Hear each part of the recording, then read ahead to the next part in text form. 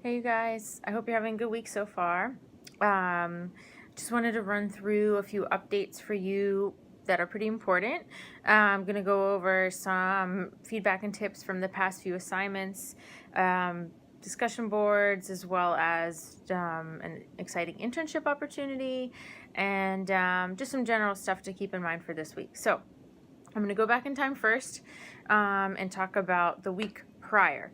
And so this is when you guys did, as part of your assignment, your query letter, also known as a pitch letter.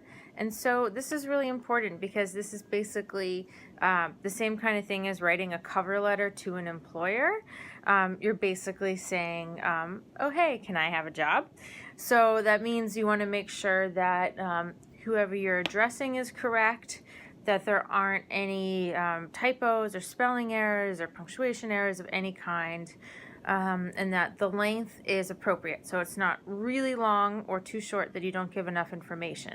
So some of you guys forgot to even include a way for the person that you're writing to contact you. Some of you forgot to start at the beginning with their signature, their address information and who you're addressing at what publication.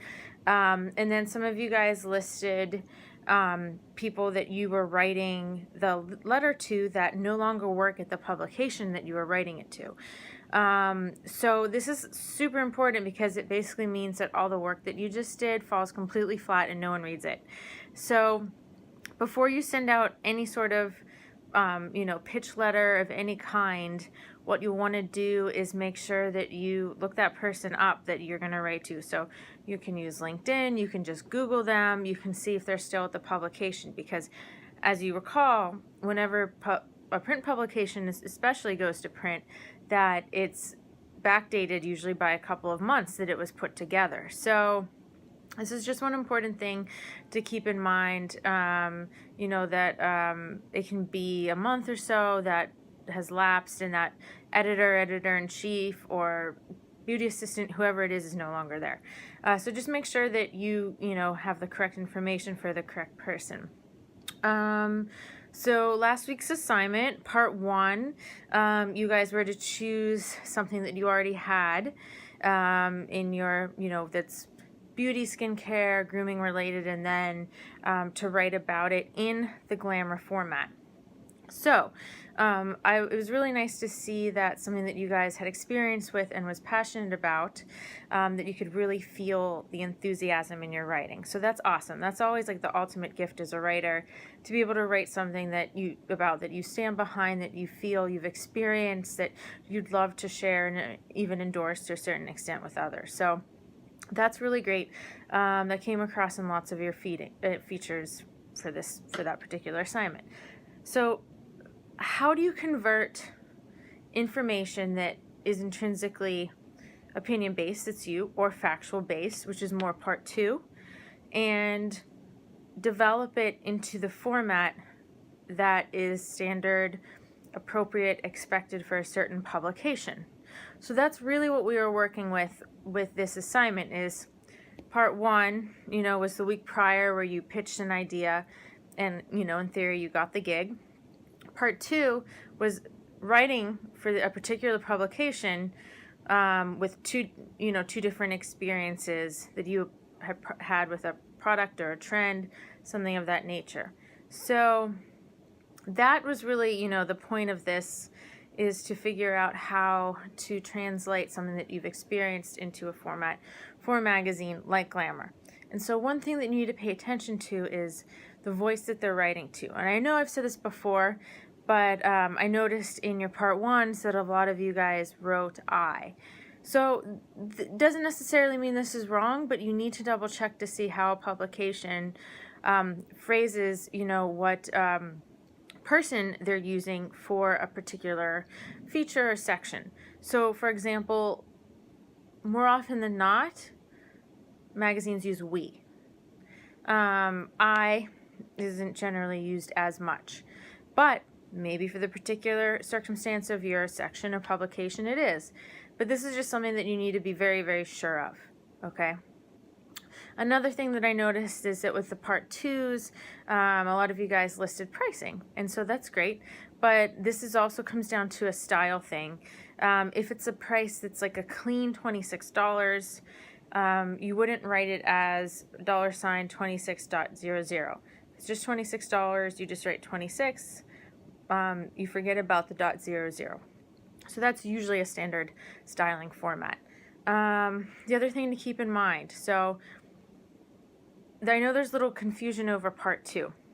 And I'm sorry about that. Some of you guys nailed it, some of you guys didn't. I was very gentle in my grading as a result. I really just generally want to see good work and good writing. So if there was other sloppiness there, like typos or the format was all jacked up, you're going to lose points on that. But other than that, you know, what I wanted you guys to do, in essence, was to choose one of the press releases that I had supplied in the assignment's description, pick up elements of that, and create an article for one of the sections of Glamour that, in theory, would exist realistically using that kind of information.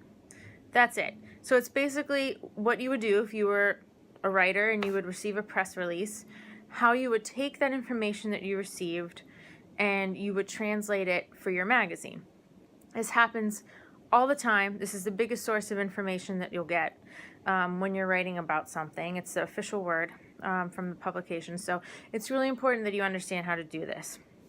And so I've noticed that some of you guys dated your articles and you wrote the date of the press release, but not the date of the collection. So nobody cares about the date of the press release. It's really just important that the collection is spring 2017, not that the press release was issued in October of 2016.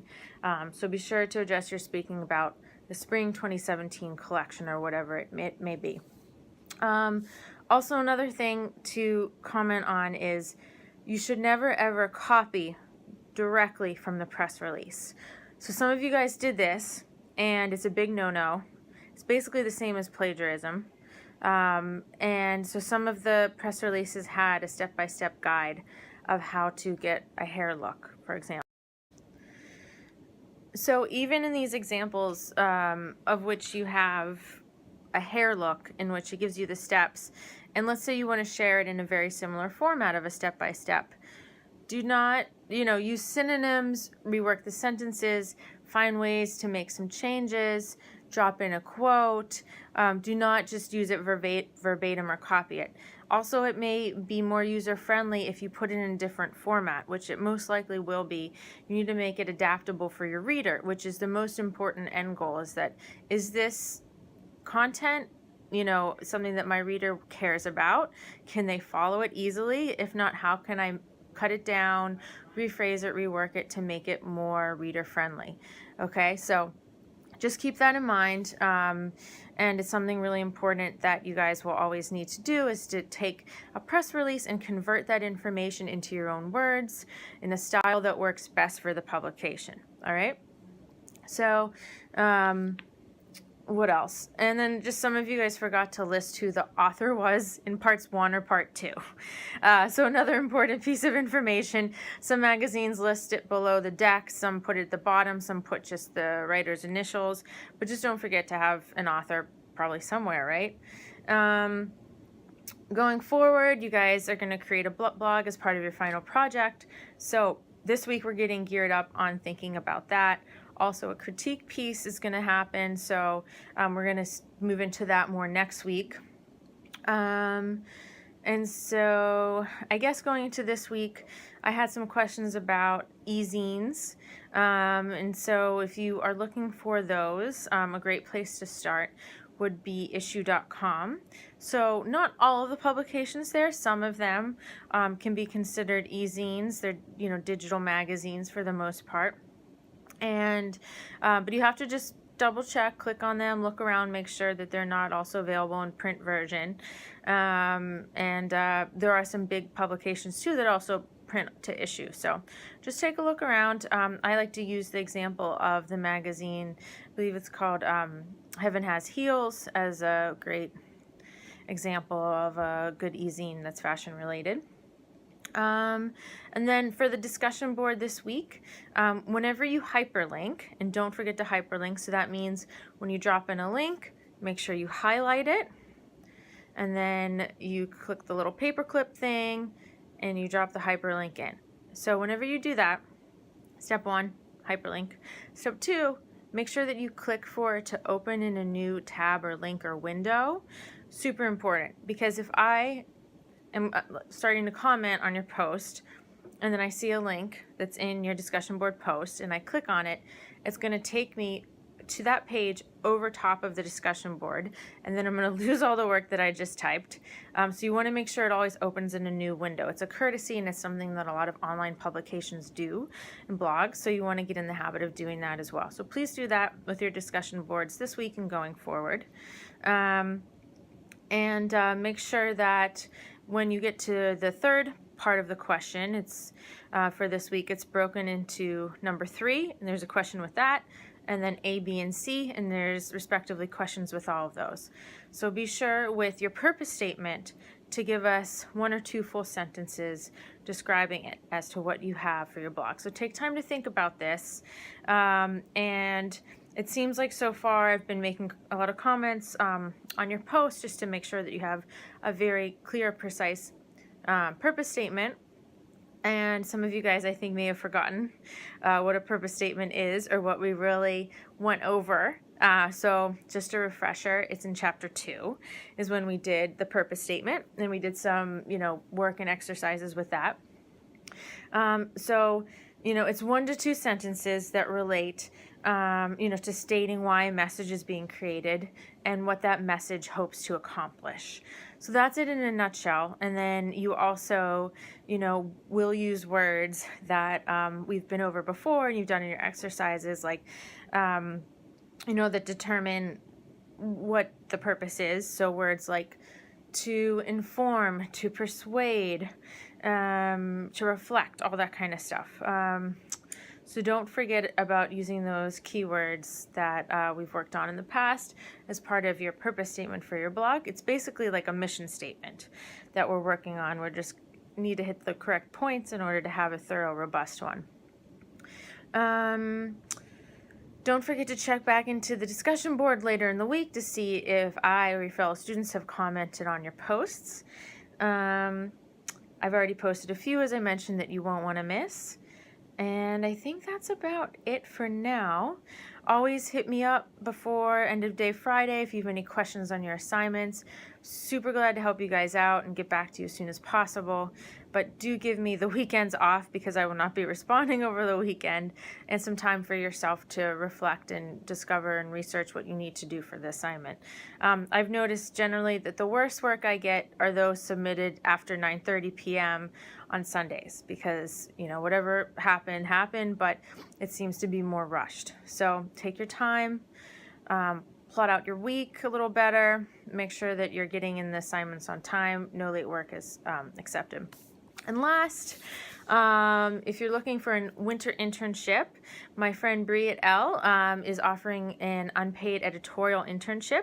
And so this will really be your chance to execute those skills that you've been learning and working on in this class. I've had students from previous classes absolutely love working with her and the team at L. So hopefully you guys will be interested too.